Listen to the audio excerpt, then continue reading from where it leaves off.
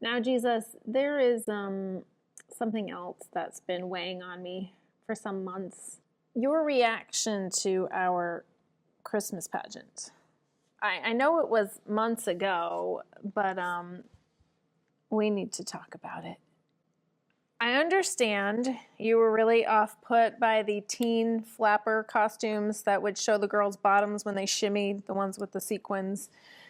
And I know you were off-put by the jokes with the sexual innuendos that we had little children say on the stage. In fact, I would say, based on your reaction, that you hated our whole pageant. I mean, you came out from behind the concession stand where you had been quietly volunteering with a handful of Twizzlers, waving them around like they were some kind of makeshift whip, and you cleared the auditorium.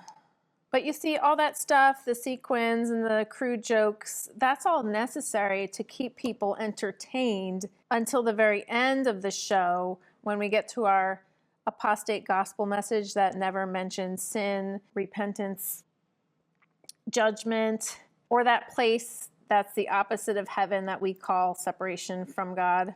If people can't make it all the way to the end till that part, well, then they'll just never join our church and will never receive membership dues. I mean, club fees, I mean, tithes. Now, the whole evening wasn't a complete wash.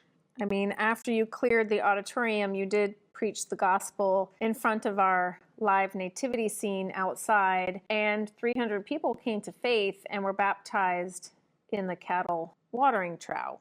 You know, Jesus, doing baptisms in things like that could really, make people sick with some kind of rare cattle disease. I know you can heal them, but, you're going around and you're just preaching the gospel and baptizing people wherever.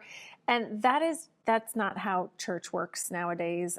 And that is definitely not how our church here of peace and unity works. We just don't operate like that.